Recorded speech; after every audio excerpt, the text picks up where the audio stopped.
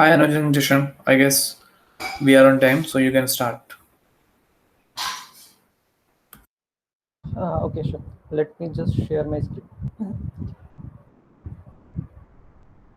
Okay, so screen is visible, right? Yes. Okay, Okay. so Hello everyone. Welcome to the Nolex. Today we are going to present Nolex on the Let's Get Know streaming. My name is Jashan. I am software consultant in Nodus. I am going to present with the Anuj. thanks, Jashan. Hi everyone. This is Anuj. I'm working in Aldus as a senior software consultant, and today our topic for the knowledge is let's get to know streaming. So this streaming will be getting to know from a developer's point of view. So it will be including how we are actually stream processing. Okay, so let's get started with it. So here are some knowledge etiquettes like punctuality, feedback, silent mode, and avoid disturbance. So basically, be punctual on time, be on time for knowledge, avoid disturbance, keep your keep your call on silent mode, and please provide constructive feedback for the presenters. Okay, so let's get started with the slides. So this is our agenda today. So first we'll go through the what is the streaming and why should we stream and what are the benefits of stream processing.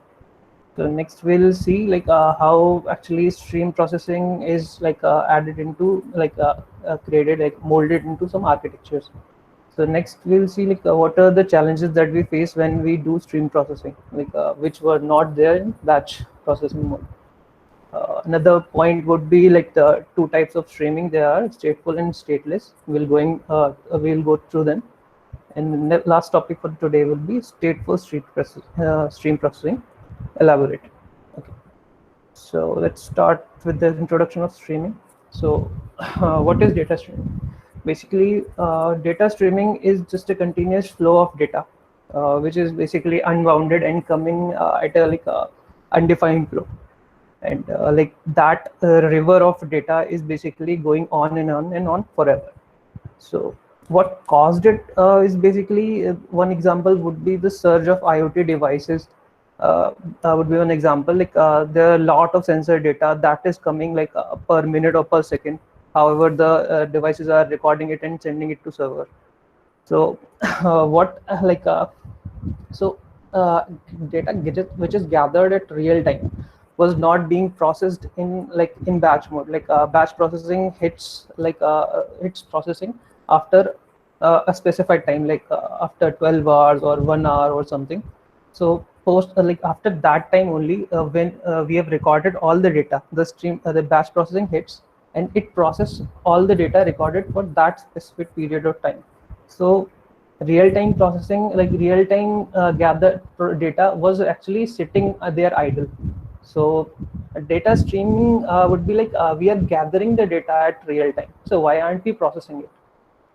So stream processing is basically the practice of taking action on series of data. So at the time when the event is occurred and the data is gathered, if we can stream or process that data, then we'll be utilizing it better. So I guess I've already started with why data streaming.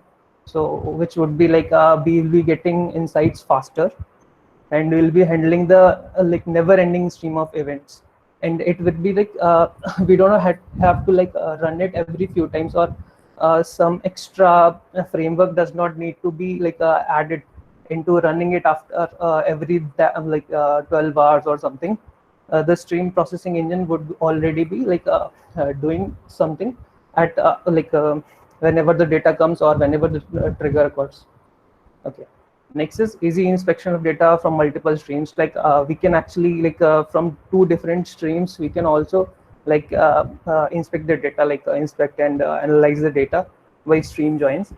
Also, when we did the batch processing, we actually for an example, we actually collected the data for last 12 hours.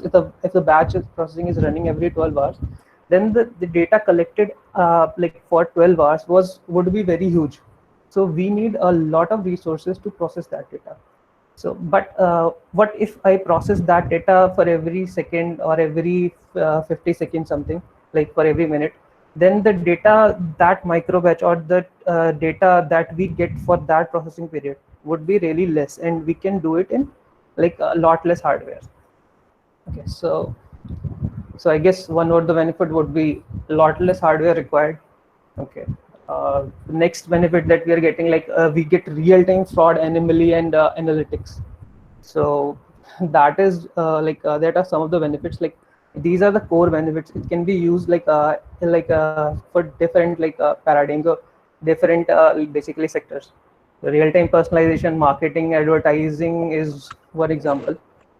Sorry, just a question. How we are detecting the fraud and anomaly detection? Can you just explain with the example, please? Yeah. So basically, I'll not be going into the algorithm, like how we'll be detecting fraud or something. But let's suppose if if there is like mailbox or something which gets email every few seconds. So and after every email received, we actually are able to stream process it. So let's suppose if there are some email which we received did not have like certain like uh, uh, I guess we can apply some algorithms on some email received, that if whether it is a fraud email or something or not.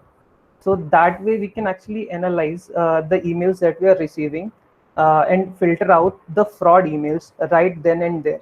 So what happened in the batch processing is that if we talk about the email collection, the email collection, we collect the email for 12 or some hours and then process it in batch. So after 12 hours, we'll get to know like this email was fraud or this email should not have been clicked.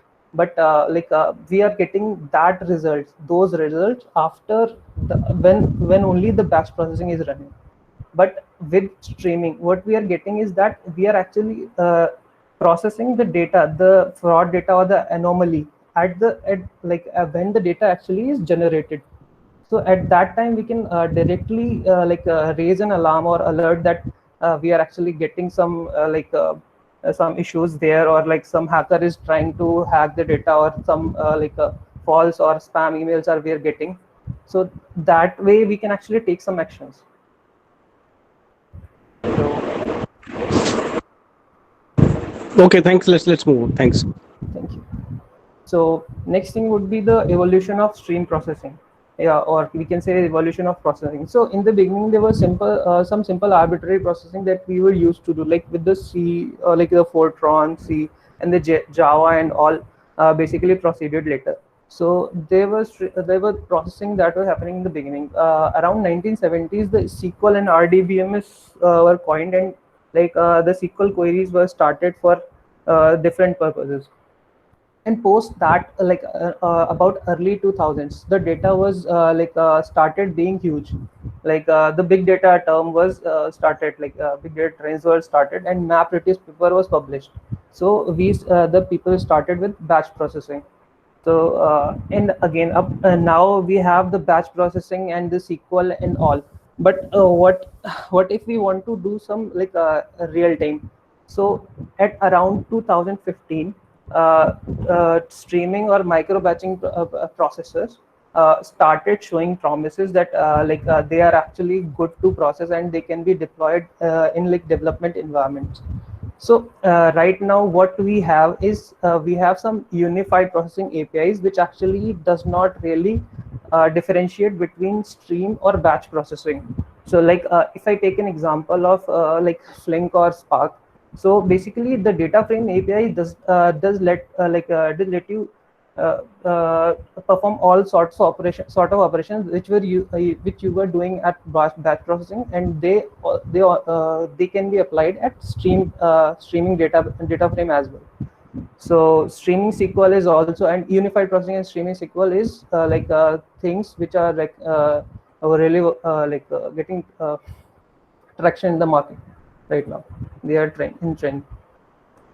Okay, so any question in this slide? So Anuj, I mean, for the processing the data in this streaming, the direct processing I understand, but if we want to some kind of join operations, Mhm. so can that be done in a streaming fashion, or we need to step back to the micro batch Yeah. processing? So basically, what we are having right now is streaming and micro batch fashion are almost equivalent, like same. Like if we talk about Spark, so Spark does batch processing and streaming in the same format. Like what Spark does, it basically it micro batches the stream. So like Spark streaming framework is just like a batch format only. So right now, all the streaming frameworks that we have, some of them are using micro batch and some of them are basically using streaming.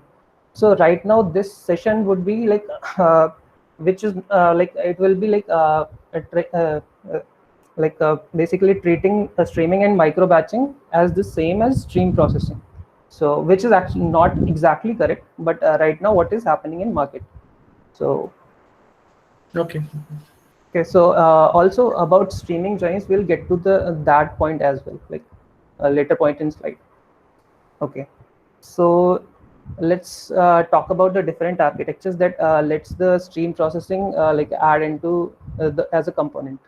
So there are two architectures as a like we have here. We can talk about it. Like one is Lambda and one is Kappa. So Lambda architecture is basically the like the join of both the processing. Like one is batch processing, and it also adds the streaming powers. So what happens in Lambda architecture? It basically has three layers. One is batch layer, second is serving layer, and third is speed layer. So let's suppose basically some big company has a product which actually works on batch processing. So it actually collects the data at data source, and that collected data basically gets every 12 hours in batch layer, and it gets processed and saved in the serving layer. So this can be considered as a database. It gets saved in the database, and then query engine or the UI can query the database for the results. But what is the issue like with this? So when okay, so I guess this is like in the time of streaming, basically we cannot have actually there's some real-time results with this setup. It will only show us the data that is 12-hour old. So what if we want to add get some streaming data as well? So the Lambda architecture came into function, and it actually added some stream layer here. Like the old pipeline will be working as it is, and for the latest 12 hours data, the speed layers will collect it, process it, and serve it to the query. So that way we are actually we were already getting the batch data or the older data which were like older than 12 hours, and now we are also getting the streaming data, like the latest data as well. So Lambda architecture works this way. So but can we see like what are the advantage or disadvantage of this Lambda architecture? Anybody want to say something?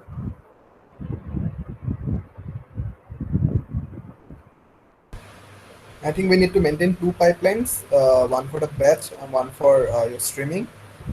So that is like overhead. Yeah.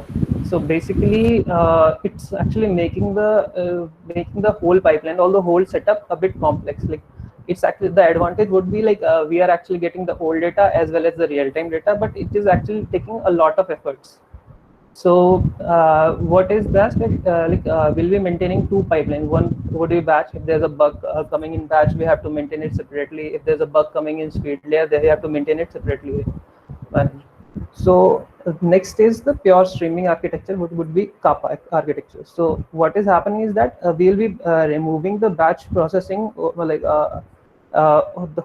and we'll be replacing it as a stream processing system. So what we were doing in the batch processing, we will be doing in the stream processing system, and when the data is arriving, we'll be taking it in, processing it, and saving it to the database, which will be serving the app or the query. Okay. Okay, so these are the two architectures. Okay. Hey, guys, I don't know. Are others able to see the screen? Because I don't see the presentation. Yes, we are. You may want to switch to the people section and scroll down a bit, get to the presentation window. Okay. So shall I move on? Are you able to see the screen now? Yeah, I mean, if others are able to see, please go ahead. I'm not able to see. Oh, Anuj, you can do one thing. Let's reshare it. okay, Maybe yeah. Sure. Atul will be able to see them. Yep. Let me just do it. If you have pinned someone on the the as member, so you can unpin them. Oh, That- okay. But you guys are able to see it, right? I mean, people on the call. You Yes, So we I- will. okay? I just reshared All it. right. Then please don't worry about it. Please go ahead. Okay. Sure. Now I have reshared it. You can try it again, and I'll be moving ahead to some challenges that we face while we are stream processing. So stream processing challenges, which were basically not there in batch data. One would be the joining of two streams. Another would be aggregation. So basically, when we are actually getting the data at real time or in streaming fashion, how can we actually get the minimum, maximum, or average of it? So batch processing would have all the data already collected. So it was really easy in that but streaming really makes it a bit complex. Another thing with late data, like handling the late data and deduplication. Also, what if the streaming source is really fast in sending us the data more than we can process? So what if we are actually trying to process all the real-time data and we can only process the five messages per second, and we are getting events generated at 10 events per second. So that is one of the thing. Another thing would be fault tolerance. Whenever our app is streaming, but it actually got interrupted by some exception and it just went down, and now what do we do? To restart it with the same point, how can we handle that, or how can we handle the errors? Okay, so there are some solutions. So they actually does not provide the full benefits that we had in batch processing, but these are some of the workarounds. Streaming joins would be we'll be taking both of the streams that we want to join. Let's suppose if I want to join two streams based on the ID, so I'll buffer the IDs of both the streams in state for a few period until the other stream has the same key. And when the both stream got the same key, we can actually join that key and the data of those streams, and we can populate this joint stream. That is one thing. Managing state in streaming, and also watermarking would also be there. We'll see it later on a bit. Another thing would be aggregation. If I want to get the maximum or min of the data, so I have to group the data based on a window or time window or session window or anything. But I just want to group the data, and unless I group the data, I cannot actually apply minimum, maximum, or any aggregation operation on it.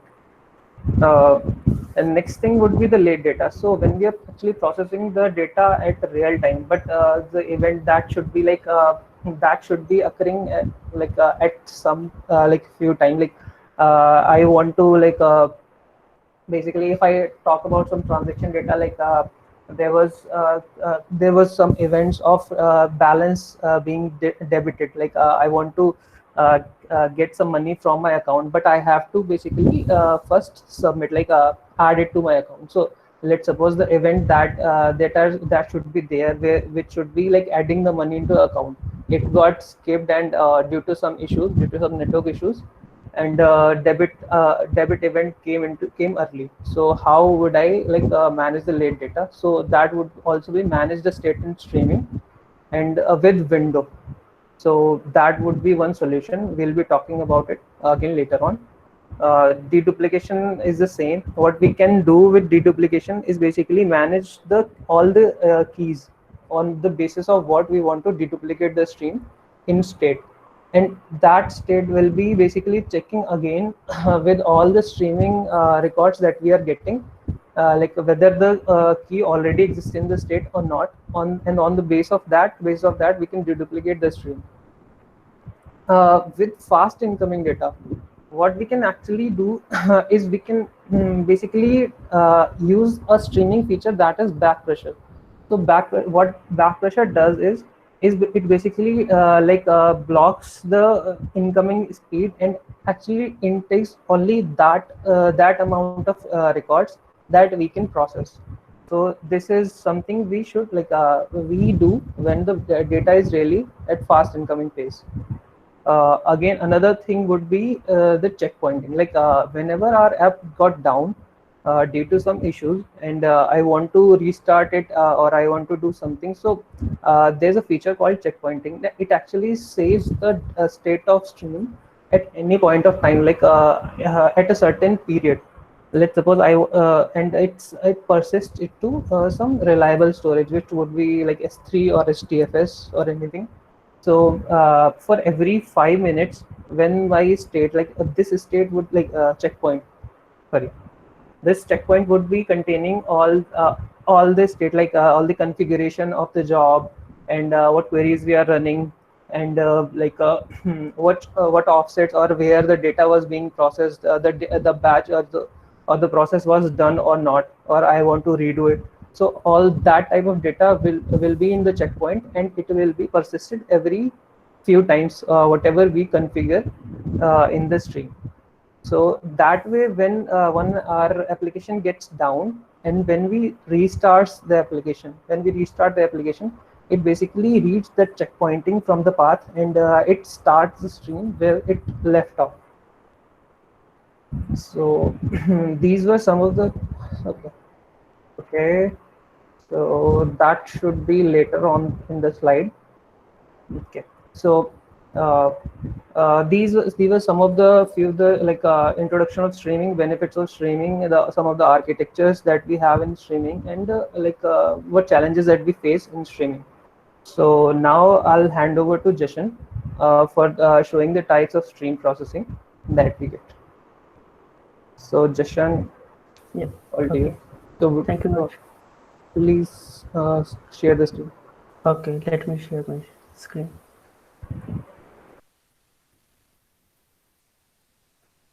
Hope it is visible to everyone. Yes. Yeah.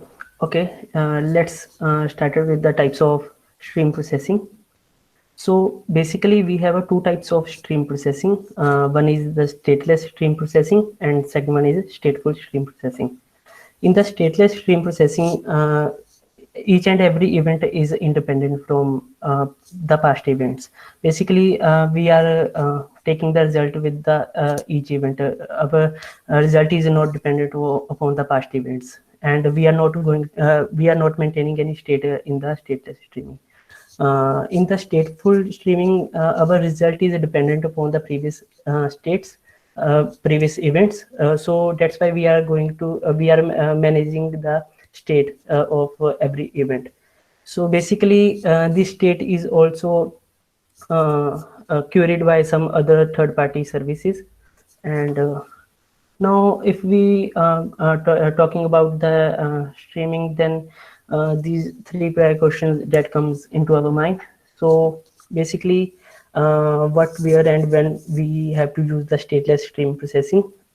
Basically, if we don't want to maintain our state and our stream is straightforward, then we can use it. And whenever we want to only filter our data or select any data, or our result is not dependent on the previous events, then we can use the stateless stream processing. Similar questions with the stateful stream processing. So whenever we want to aggregate, deduplicate, or join our data, or we want to perform some operations like group by or count, or our result is dependent upon the previous state events, then we have to implement this stateful stream processing. Now I'm going to discuss about the stateful stream processing elaborator. In this, first of all, we can do the aggregation, which may be performed by these three methods. First one, we are going to aggregate by the key only. Basically, a key here is any field in the data, and second one is the aggregation by the event time window, and we will discuss more about the time window in the further slides. And we also can aggregate by the both event by a key and the event time window. So if we discuss about the windowing, basically by three ways we can perform windowing. First one is the windowing by processing time and event time, and second one is the fixed window, also known as the doubling window, and third one is the sliding window, which is also known as hopping window. So before going into these window operations, I am going to tell about some of basics of event time and the processing time. So let's suppose these are some IoT devices, and these may be frequently restart, or these IoT devices are continuously producing some events. Now these events can get stored into the message queue, and then we have a job processing which process our data, and in that we have two things like one is the data source, which takes the data from these message queue, and second one is to perform the window.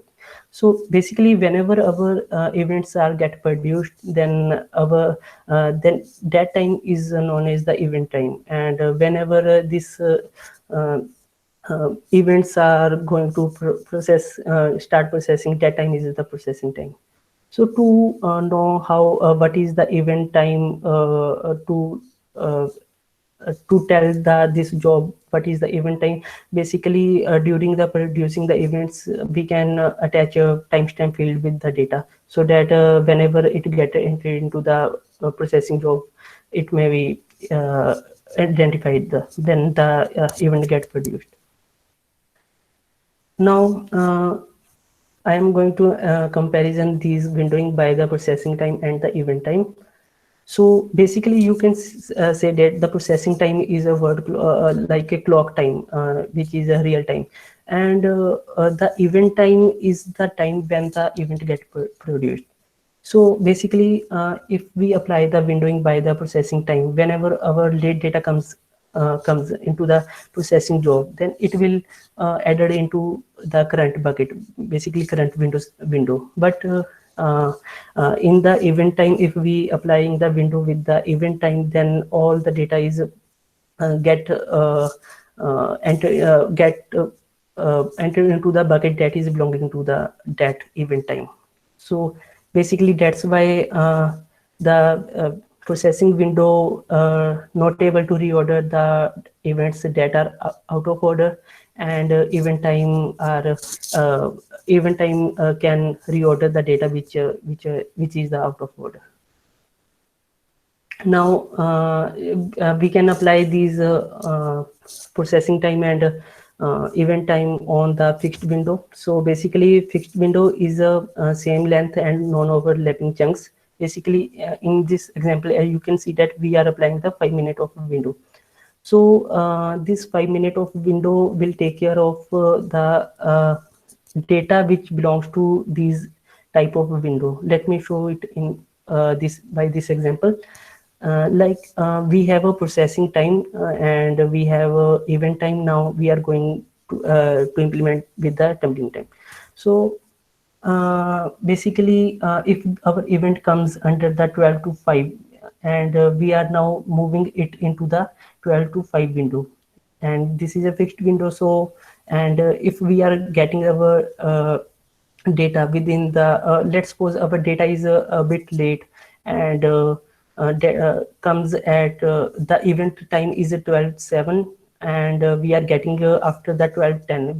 We also again put it into the 12:05 to 12:10 bucket. So that's why it can reorder our data And again, this we are getting the 1213 process event time data, and we are now putting it into the 1210 to 1215 size windowing bucket. So by this, the fixed window is working. Now we have another concept of window is the sliding window. So here we have to mention the window size and the slide size also. So in this example, you can see that this is a overlapping window. Here we have mentioned a window size of 10 minutes, and the sliding time of this window is the 5 minutes. That means this window will be slide by after 5 minutes. Let me show it in the example. So let's suppose this is our input stream, and this is the time, and now we are getting a data at the 12:02 and 12:13, and now we have a window of 12:10.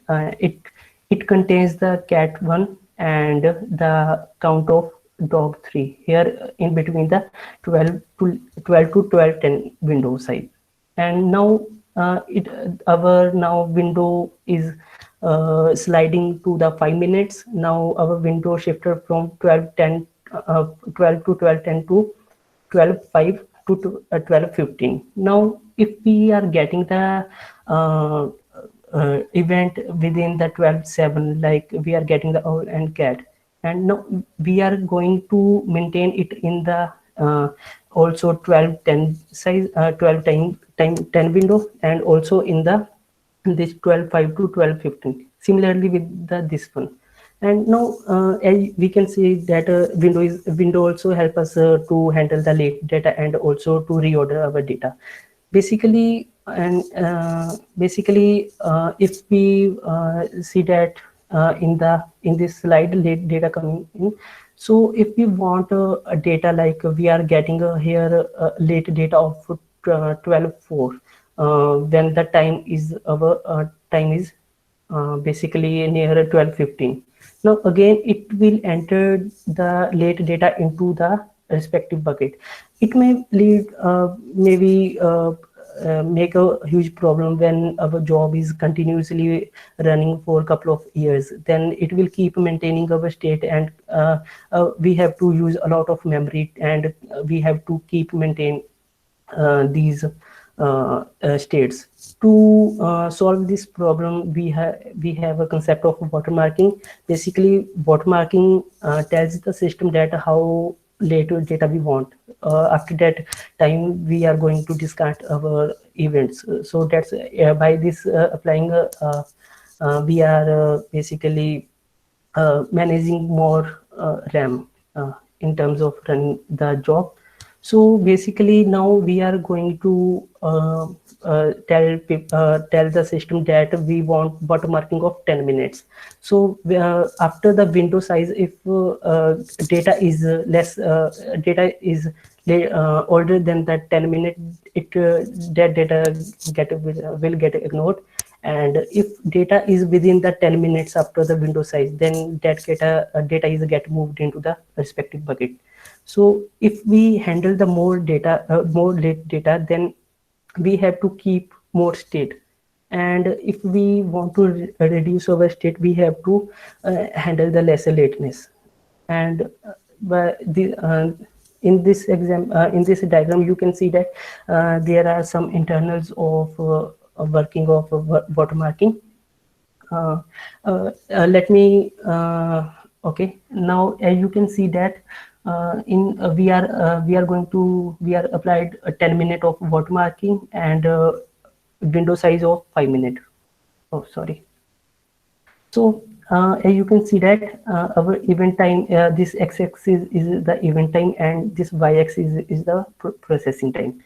So now you can see that these events are on the time. So we are now enter into the same respective buckets. Now similar with these two events. Now you can see that this event has the time event time of 12:13, but it entered. It is newer than the windowing time, watermarking time. We have a watermarking of 10 minutes. So basically, it lies in this this bucket, and Now our watermarking is 12:10 to 12:10 to 12:15. Sorry, 12 to 12:15. Our watermarking is 10 minutes more than the windowing. So we are saying that okay, this is the data. Let it enter into the bucket. But if you can see that now we are getting data older than the windowing, like this data is event time with the 12:4. Now this data is too much late, so now we are going to ignore this data. By this by this marking basically we are going to discard the state and make the memory free. And now as you can see that we cannot apply the watermarking with the processing time, and we need event time to apply the watermarking. So that's all about the windowing and watermarking. Now I would like to Anuj to cover these further slides. Hey, Jashan, one question, right? Yes. So basically we have a different kind of windowing strategy, right? So we have sliding window and tumbling window. Okay. Yes. So so in case of a sliding window, how does watermarking work? So for tumbling window, it is okay, right? But what about the sliding window? Okay. So for the sliding window, basically, if we see that we can only apply the sliding. No, sorry. In the sliding window. So basically, what happens is that, if I take the example of Spark structure streaming, so what they does is basically they actually takes the latest event time for watermarking to be effective. So Jashan, can you go to the watermarking slide once? Yep. This one. Yep. So here you can see that at the time of it would be good if I share the screen, Jashan, now. So Okay. if Sure. you stop presenting. Yes.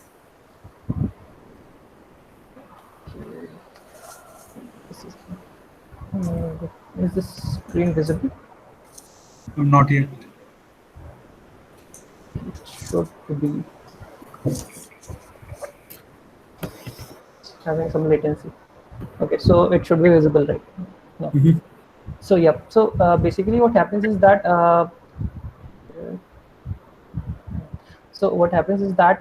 Spark structure streaming, and that what it does is Spark structure streaming basically picks the latest event. So right now the latest event time is 12:07, and then 12:08, and then 12:14, and then 12:15. So till the point the next event is coming. So it is actually taking the latest event time as its limit, not the wall clock time. So it's basically taking 12:14 as the latest event time. So if any data which is in the category, like in the area of this 10 minutes, in the range of this 10 minutes of event time, so it will be considered them only. For all the data and all the states that are older than this limit, which are less than 12:04, so they will be discarded. So but if a window which is containing 12 to 12 to 5, so it's actually 12:04 is already contained in them, so it will be considering that till the point of 12:15. So when the 12:15 occurs, that time the window, the watermarking limit will be till here, 12:15 to 12:15 to 12:10, 12:05.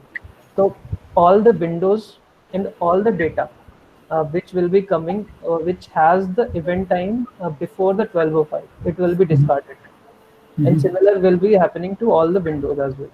So this way the state will be keep chopped off post a time, so that it does not have a negative effect on RAM or on streaming. Okay, so does that mean that it is always going to consider the latest event time, right, when it is considered the watermarking? Yep. To calculate watermarking, it will be considering the latest event time. So it will not be considering the wall clock time or the processing time anywhere. So it will be just considering this. Okay, so one more question, right? So basically, let's say one of my device, right? Maybe let's say IoT device. Okay, it its time syncing, right, was not working. Mm-hmm. Okay, so basically maybe it is because of there is a time syncing problem, right? It is sending me the event time, right, which is maybe 15 minutes ahead. Mm-hmm. Okay, so in that case, this watermarking will not work at all, right? Yeah, this will be failing. So there has to be like the data should be corrected. So we have to like consider that data is our source of truth. Mm-hmm. So we cannot actually correct the data because it's client's data. Mm-hmm. Okay. So data, like there will be many features like ML and all, data extraction, data correction, but so this will not be considered here. Okay. Mm. And So so basically another question, right? So there was a concept of checkpointing, right? yeah. And so whenever it will start, right, it will pick from checkpointing. Mhm. Okay, the checkpoint that we have defined. So can we control, right, when we are restarting the stream? Okay, Mhm. can we control that which checkpoint it has to pick data from? So let's say I have multiple checkpoints, right, that I have defined. Yep. Okay. Mhm. So I'm asking this question, right, because one of the problem that I described just now, okay, that one of the device was misbehaving. Okay, so I have to reprocess the data, and we know that okay, so the device started misbehaving at 2 o'clock, and I Mhm. have a checkpoint at, let's say, 1:45. Oh Okay, no, so no. can I restart from that? No, no, no, no. That is not going to be possible. Like you have to give me one folder. Like Mhm. if there are like one app you're restarting with this folder, and so the checkpoint folder will always be containing the latest state. It will be discarding all the previous states. What you can do, you can have separate states like Mhm. if you have some separate state like one folder is contains the state some state and another folder is containing some other state. If Mhm. you have this, then we can like start that, but in one checkpoint folder or in one checkpoint directory there will be Mhm. only one state. We do not have actually the basically what you can say CQRS type things in that. Mhm. Okay. So it would be good to have, it would be really good to have because I also face the same issue in Mhm. Spark Streaming. Okay. Okay. Also, one more fact about checkpointing is that there are different version of checkpointing in different streaming frameworks. Like Spark Streaming and Structure Streaming has different checkpointing framework. Mhm. So there is a problem. There was a problem with Spark Streaming that if you have changed a code, like a code at all, like if you change even the variable name, Mhm. if you change the binary of the code, then you cannot actually restart the code with the same checkpoint. Mhm. So there was a big issue in that in the Spark streaming. So Spark structure streaming, it corrected actually that issue. So you can actually change your query in in some restriction mode, but you Mhm. can actually change your queries to restart the code from your checkpoint. Like there's some development occurs and new release is happening. So at Mhm. that time, you always want to update the query, right? Most probably. So that was the issues in Spark Streaming, that you have to change checkpoint every time you get deploy a new version. So that is solved in structure streaming. Okay. Okay. Thanks, Anuj. I guess even today with serialization, this means if I had a serialization of Java serialization and I had multiple checkpoints, suppose tomorrow I change it to cryo, then the previous checkpoint won't be working for us. Yeah. That's even an issue with the structured streaming. Yep. Okay. So it already has a limitation. Like you can only change the query. You cannot change the whole code. Yeah, So true. there are certain limitations. So yeah, Bhavya, you were saying something? Yeah. So another question that I wanted to ask, right? So let's say I have a queue, right? And it has different kind of events. Mhm. Okay. Now, so basically, on the basis of event type, right, I want to do different kind of aggregations, right? It may be I want to transform some of the data, right, and then I may have some window functions okay, which will apply on those to aggregate certain data and calculate the matrices, right? Maybe group by and other things, right? So in that case, right? So whatever logic I am putting, okay, so do I have to create a stream for every kind of processing that I want to do?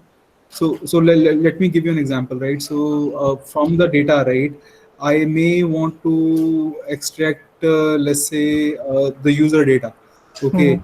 Plus that event is also containing the device data. Okay, so I want to basically use the device data as well, right? So there are different kind of, and then I have the temperature data, right? So one is device metadata, another is basically temperature data that is coming out of the device. And I want to do certain logical things there, right? Where what was the last time recorded in the 5 minute, right? What is the total average increase of temperature within the 5 minute window? Okay, so these kind of aggregation that I do. So do I have to basically, when I'm doing these kind of logical separations, right? Do I need to instantiate more streams to do that? Or can I have a very complex logic built on the stream, right? Which is basically outputting different events. So, Bhavya, I would answer that by saying that it is possible to do in single stream with a complex logic of filtering and uh, placing data in obviously you want the end data in different tables, right? Yes. So yeah, so you can do that. It is possible, but it actually depends on the streaming framework.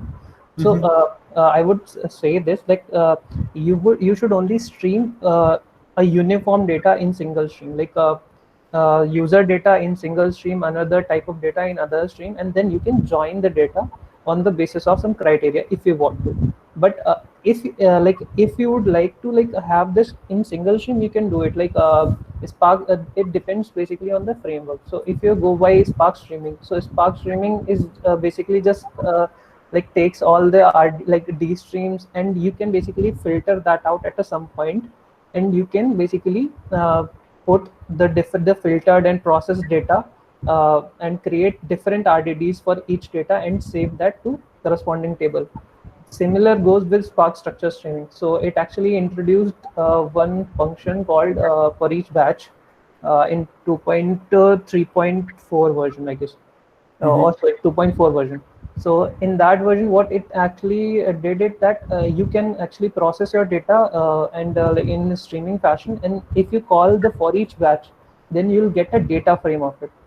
Then that data frame you can actually filter out, create multiple data frames and save it to different tables. But that would be basically merging batch processing with proper streaming. So it will not be proper streaming manner at all. So that would be one thing, like you should not do it, but you can do it. Okay. So shall I move on? Yes, Anuj, actually we are left with 12 minutes, so please plan your session accordingly. Okay, so we just have two topics left. One is stateful streaming, deduplication. So deduplication is basically a very simple operation. Why we need stateful streaming on that? So one thing would be obviously we want to drop duplicates recorded in stream. So in batch processing, it was really simple that we had all the records and we want to drop the duplicates in those records in the limited bounded data set. But what if that is basically a stream? So what we have to do, we basically have to store unique keys in stream, pick those unique keys and save in state. So that state will be basically matching all the new unique keys or the old keys that are already existing in the keys. So let's suppose if you have saved some keys you have saved some keys in the state, and now basically whatever keys that we are getting in the stream, they'll be matching with this state store key set, which it will be containing, and it will be basically dropping the records on the basis of that. So this is a code of Spark structure streaming. What it does is basically this is the streaming data frame, and it calls a drop duplicate on this column, unique record ID. So what will be happening on the behind of this is that there will be a state store created. All the values of unique record IDs will be saved in that, all the unique values, and whenever a new record comes in, it actually matches that unique record ID with that streaming data set, that state store. So if that exists or not, and if that exists, then it drops that basically drop that record. So what are the issues in that? It looks pretty okay. So what happens if my basically streaming goes on like continues working for like 1 year? So the key set in state will be too large.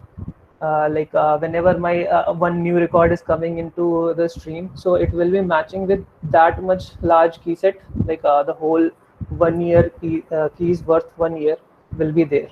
So this basically slows down the streaming, is also consumes more RAM consistently occupying the RAM.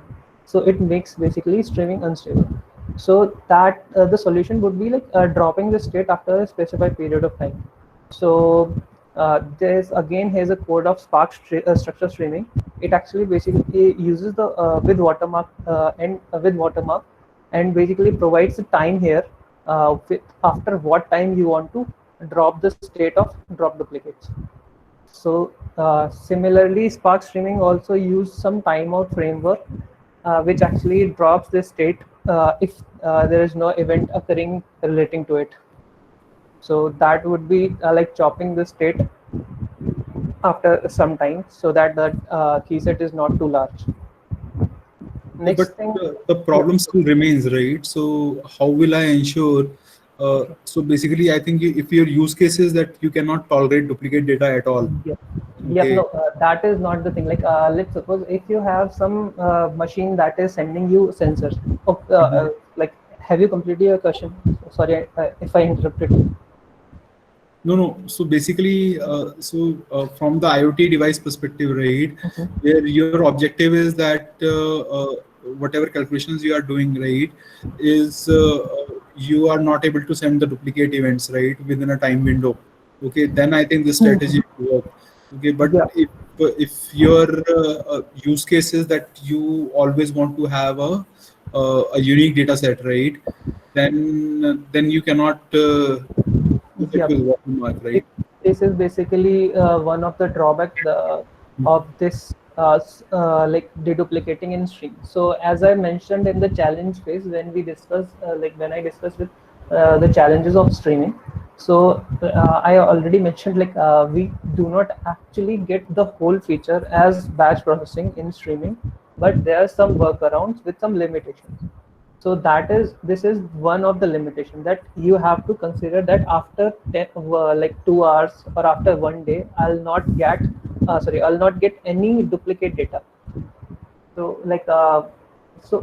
what it will be doing, it will be basically maintaining the state for one whole day, and one whole day it will be checking like the record was the record already have the record already come in past 12 hours or 24 hours. If yes, then I'll drop the duplicates. But if the record already was actually older than this watermark time period, then the stream will let it move on to the next phase of stream. Right. So this is the limitation of it. So same basically happens in joins as well. So we have to basically what we want to do, we basically want to join two streams. This is the basic example of two stream being joined. One is the ad ID, which is the impression time, like when the ad was shown to a user and when the ad was clicked on.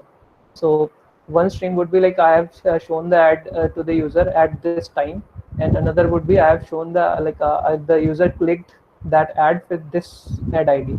I want to join the stream basis on this ID, and I want to get all the impression time and click time together to more analyze it. So what I so impression would be mostly it will be coming right on time, but it's not certain that as soon as the ads is shown to the user has clicked on it. So click can be delayed. The impression can also be delayed due to some architecture issue or connection issues, but the click time certainly would be delayed for a certain time. So what I would do, I would buffer that the message in state for this stream and wait for this ad ID to come into this stream as well. So these both streams will be buffering their records in state, and after that like buffering, when the ad ID gets into both the states and it's matching, then then the streaming framework will add this joined record to the joined data joined stream. So again, that the same issue is that what if the ad ID comes too late in time, comes after 5 days or 10 days. So I'll not be basically bothered to use the whole buffer the whole state for all the time. So one thing would be buffering the state for all the time will always be waiting for this click to happen. But if I say it use case wise, so it's not certain that for every impression there'll be a click. So what if for an ad user never clicked? So for this ad ID, there'll not be any value in this string. So for that, this would be a use case of outer joins. So for outer joins, I have to basically add some watermark here, like impressions with watermark. So I'll add the watermark for 2 hours. If in those 2 hours, basically I did not get any click, then I'll be basically removing that that impression from the stream, and I'll merge it to the impression with watermark stream.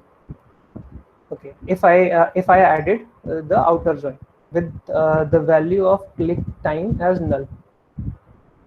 Okay, so same goes with the left outer and right outer join. But if the join is inner, then that data will be discarded post that period, the 2 hours, and same goes with here 3 hours. So yeah, interesting problem actually. So if I talk about another problem, right here we are saying that for an impression, right, we are joining it with the clicks, okay, and the click may not arrive, okay, and so what will happen if an impression the clicks come, right, but the impression didn't come? Clicks come and the impression doesn't come. So basically what happens is that the click will be waiting for 3 hours. Okay, and if the impression comes post in those 3 hours, then it will be merging them, and it will be sending this to this stream, sending the whole data, the merged data, to this stream. Otherwise it will depend on the kind of join you want. If you want the join to be right, where the right parameter is this one, if you want this join to be right outer join, then it will send as on the left it will be on the left it will have none, and on the right it will have click, and this join stream will have that message. But if the join is of inner type, then it will be discarded.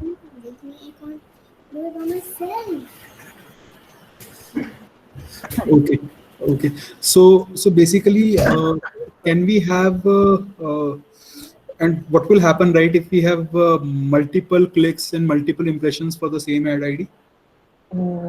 So basically that actually changes the use case, right? So that way we can have we can certainly have some unique ID there, or we can do some calculation on the basis of event time as well. So if that calculation, the event should have occurred right after this 1 hour or something, like it has done, like click ID and impression ID must be same, and click time must be greater than impression time and less than 1 hour. So that way it will combine them both. Okay. Otherwise we can also have the different ad ID for same ad till the point how many times the ad is shown.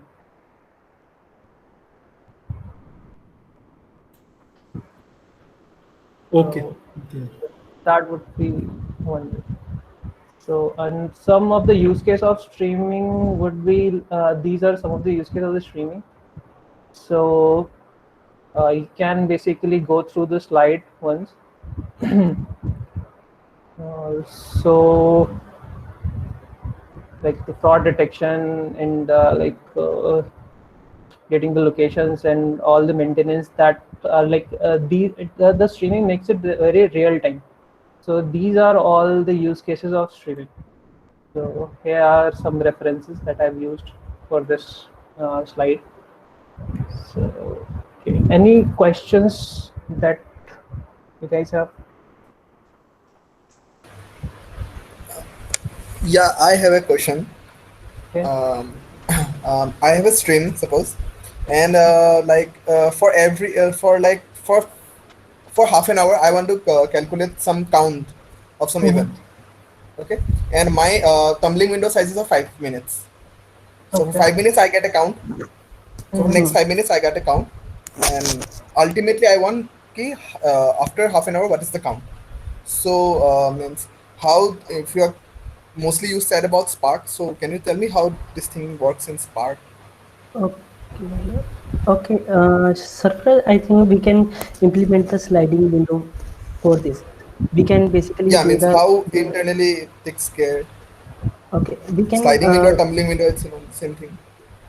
no, these are not same thing. Like in the Means sliding I know, window. yeah, but I'm asking. But okay, you can go with anyone. Yeah, sure. Okay, let's suppose we are going to window size with the 60 minutes, and now we are going to apply the slide of 5 minutes. Now in this scenario, you will get the result of every 5 minutes also, and also after you want to result 60 minutes, then you will also get the result after 60 minutes. 60 minutes you are considering full 1 hour. Yeah, But for 1 hour. But my use case is different. Means I have smaller interval sizes than my accurate one. I want a result of half an hour, but my window size is smaller than that. So just a second. So what would be the use case here? Like if you want the calculation of 1 hour, the summation of 1 hour, or you want the summation of I want the summation of 1 hour, but my tumbling size window is of 5 minutes. That's it.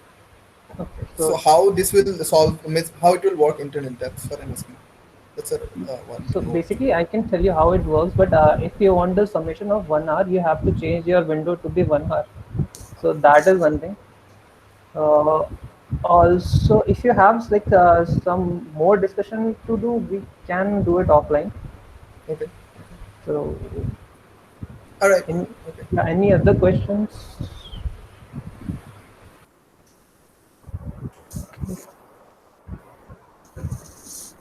Okay. So I guess the time is already completed. So Rishi. Yes, Anuj. So I guess So thank you so much. Thank you, everyone. thank you everyone for listening to us. Yeah, thank you. Was Thank you. a great about streaming. Thank you. Okay. Thank you.